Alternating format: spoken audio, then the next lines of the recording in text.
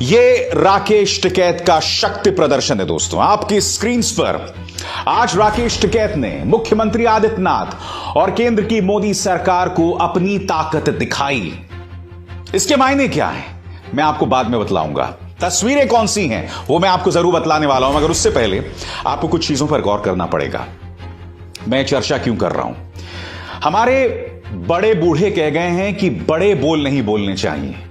राकेश टिकैत पर निशाना साधने की कोई कसर बीजेपी ने नहीं छोड़ी और मैं आपको बतलाता हूं कैसे। सबसे पहले मैं नहीं भूला हूं बीजेपी उत्तर प्रदेश की वो धमकी कि राकेश टिकैत अगर तेरी हिम्मत है तो लखनऊ में कदम रख, तेरी चमड़ी उधेड़ देंगे। क्या कहा था? बक्कल उतार देवा करें मुख्यमंत्री आदित्यनाथ। मैंने कहा ना, बड़े बोल नहीं बोलने चाहिए। उसके बाद दोस्तों मैं नहीं भूला हूं किस तरह से राकेश टिकैत को बदनाम करने का प्रयास किया जाता रहा। उन्होंने पश्चिमी उत्तर प्रदेश में किसानों की एक महापंचायत में नारा लगाया था, हर हर महादेव अल्लाह अकबर। मगर पूरे बीजेपी के प्रचार तंत्र ने, उनके तमाम छुट भैया नेताओं ने, उनके 2-2 रुपए प्रति ट्वीट पर बिकने वाले ट्रोल्स ने सिर्फ उस हिस्से को चलाया जिसमें राकेश टिकैत कह रहे थे अल्लाह अकबर। फिर रुक करते हैं दोस्तों उस ऐतिहासिक लम्हे का जिससे पूरा आंदोलन बदल गया था। आपको याद होगा दोस्तों, तमाम न्यूज चैनल्स ने यह कहा कि यह आखिरी रात है किसानों की, और फिर राकेश टिकैत मीडिया के सामने आते हैं, वो फूट पड़ते हैं, यह कहा जाए फट पड़ते हैं, और उनके आंसुओं से उस सैलाब के सामने मानो ये पूरी सरकार बह गई, क्योंकि उसने किसान आंदोलन की पूरी दिशा को बदल दी। फिर मैं आपको याद दिलाना चाहता हूं जनरल बिपिन रावत की मौत और उनके साथ 2 अन्य सैनिकों को विदाई दी जा रही थी। राकेश टिकैत वहां पहुंचते हैं दोस्तों, और यह वीडियो मैंने आपको भी दिखाया था। इसमें राकेश टिकैत वहां पहुंचे और भाजपा के समर्थक उनके खिलाफ मुर्दाबाद के नारे लगाने लगे। ये तमाम तस्वीरें मैं आपको क्यों बतला रहा हूं? ये तमाम तस्वीरें मैं आपको इसलिए बतला रहा हूं क्योंकि एक व्यक्ति के खिलाफ दुष्प्रचार में बीजेपी ने तमाम हदों को पार कर दिया। और मैं आपसे क्यों कह रहा हूं यह मैं आपको आगे जाके बतलाऊंगा। मगर आज राकेश टिकैत ने बतला दिया कि उनकी अपनी निजी ताकत क्या है। दोस्तों सबसे पहले मैं चाहूंगा आप ये वीडियो देखें जो अब आपकी स्क्रीन पर आने वाला है। इसमें राजनगर एक्सटेंशन रोड पर उनका स्वागत किया गया। आप देख सकते हैं तिरंगे के तहत उनके तमाम समर्थक जो हैं वो राकेश टिकैत का अभिनंदन कर रहे हैं। राकेश टिकैत गाड़ी से बाहर निकले हुए हैं और उन पर फूल बरसाए जा रहे हैं, और यहां पर औरतें हैं, पुरुष हैं, लोग सेल्फीज ले रहे हैं, नीचे से सेल्फी ले रहे हैं। मैं आपसे यही तो जानना चाहता हूं, जिस आदमी को आपने लगातार बदनाम किया उसने इस एक तस्वीर से बतला दिया कि उसे उसके समर्थकों को कितना प्यार मिल रहा है। मैं जानता हूं आप लोगों में से कई लोग कहेंगे ये भाड़े के लोग हो सकते हैं, होंगे भी, हो सकता है कि वो तमाम किसान हो, मगर वो किसान उसके साथ में है ना। और वैसे भी दोस्तों भाड़े पर लोग लाने की औकात तो सिर्फ एक पॉलिटिकल पार्टी की है जो आजमगढ़ में सरकारी पैसे से, और वो भी 40 लाख रुपए से रैलीज करवाई जाती हैं, लोगों को लाया जाता है। और अगर राकेश टिकैत पर आप यह भी आरोप लगाएं कि ये भाड़े के लोग हैं, जो मुझे नहीं लगता है, तो फिर यह आरोप लगाने का हक है आपको। अब देखिए दोस्तों दूसरी तस्वीर।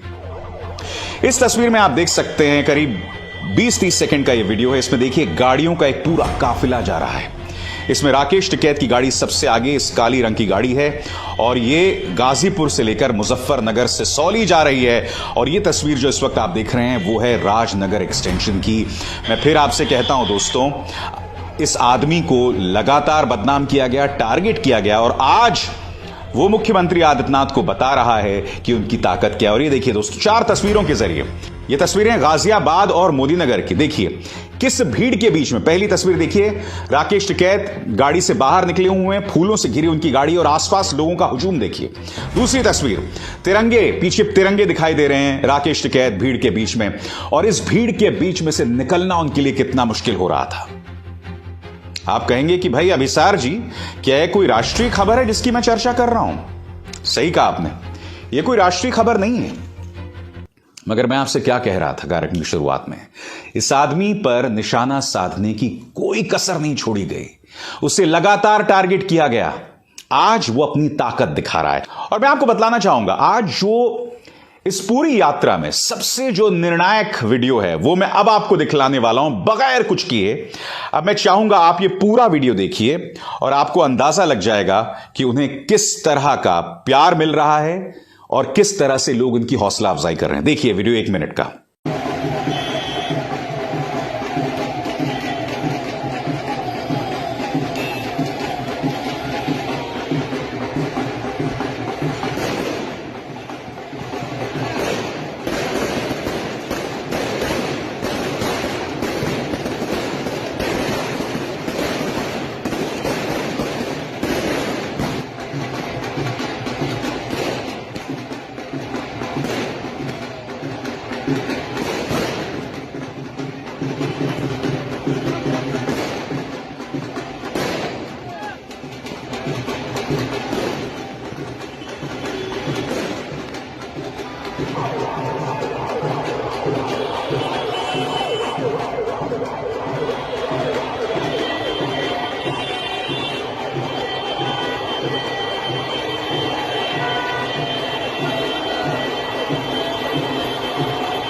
भाजपा प्रचार तंत्र के अंदर एक अजीबोगरीब भूख है दोस्तों। वो अपने आलोचकों का, या भूल जाओ आलोचक, वो उन पर सवाल करने वालों के खिलाफ इतना गंदा दुष्प्रचार करते हैं कि आपके सामने एक भीड़ खड़ी कर दी जाती है, आपकी जान को खतरे में डाल दिया जाता है। भूल जाइए राकेश टिकैत। राकेश टिकैत के पीछे फिर भी एक भीड़ है, किसानों की भीड़ है, उन्हें कोई छू नहीं सकता है। हालांकि मुझे ऐसा लगता है कि उन्हें अपनी सुरक्षा का खास ध्यान रखना चाहिए, क्योंकि उनके खिलाफ इस कदर लोगों को भड़काया गया है ना। और आप जानते हैं यहां से खाली लोगों की कमी नहीं है इस देश में, इसलिए उन्हें अपनी सुरक्षा का खास ध्यान रखना चाहिए। मगर फिर भी राकेश टिकैत के बीच एक भीड़ है। यह कार्यक्रम मैं क्यों कर रहा हूं अब मैं आपको बतलाने वाला हूं। जब भी इस सरकार से, चाहे वो मुख्यमंत्री आदित्यनाथ हो या केंद्र में प्रधानमंत्री नरेंद्र मोदी हो, जो भी उनसे सवाल करता है, उनके खिलाफ नंबर 1 झूठा प्रचार चलाया जाता है, नंबर 2 उन्हें देशद्रोही बताया जाता है, नंबर 3 उन्हें हिंदू विरोधी बताया जाता है। राकेश टिकैत ने भी इसका सामना किया और उन तमाम पत्रकारों ने उसका सामना किया जो इस सरकार से सवाल करते हैं। मैंने भी पिछले 3-4 सालों में इसका सामना किया है। मेरे खिलाफ इतना दुष्प्रचार चलाया गया कि मैं आपको बता नहीं सकता हूं। मैं नहीं भूला हूं पुलवामा के बाद अचानक, और ये मैं पूरी जिम्मेदारी के साथ कह रहा हूं, भाजपा के प्रचार तंत्र ने मेरा टेलीफोन नंबर हजारों की तादाद में इनके व्हाट्सएप ग्रुप्स में यह डालकर लीक कर दिया था कि यह देशद्रोही है, यह देशद्रोही तकरीरें देता है, भाषण देता है, जबकि मैं एक पत्रकार हूं। और आप जानेंगे नहीं दोस्तों, 60 घंटे तक मेरा फोन बजता रहा। जो लोग मुझे कॉल करके गाली दे रहे थे उन्हें यह भी नहीं पता था मैं कौन हूं, बस यही बताया गया था उनको, यह देशद्रोही है, इसे गाली दो। सिर्फ इसलिए कि पुलवामा जब हमला हुआ था दोस्तों, तो मैंने कुछ सवाल पूछे थे जो हर मीडिया वाले को सवाल पूछना था। पहला सवाल, जो हमारे 40 जवान मरे, यह इंटेलिजेंस फेलियर है, क्योंकि इस हमले से पहले 1 नहीं 2 नहीं बल्कि 3-3 बार चेतावनी दी गई थी जम्मू कश्मीर पुलिस को, सेना को, कि ऐसा कोई हमला हो सकता है। और फ्रंटलाइन की एक रिपोर्ट आई थी दोस्तों, उसमें तो यह बतलाया गया था कि करीब 11 बार अलग अलग मोर्चों पर चेतावनी दी गई थी, और अगर सरकार ने उस पर काम किया होता तो ऐसा हमला ही ना होता। मैंने सिर्फ इतना कहा था कि इन इंटेलिजेंस वार्निंग्स पर किसी ने काम नहीं किया। दूसरी बात मैंने कही थी कि इस मुद्दे पर बीजेपी सियासत क्यों कर रही है, राजनीति क्यों कर रही है। आखिर हमारे सैनिक शहीद हुए हैं, यह सरकार की कोई बहुत बड़ी उपलब्धि नहीं है। सरकार जो है ढिंडोरा ना पीटे अपने शहादत के मौके पर जब कोई सैनिक शहीद होता है। और आप यह ना भूलें, जो सैनिक शहीद हुए थे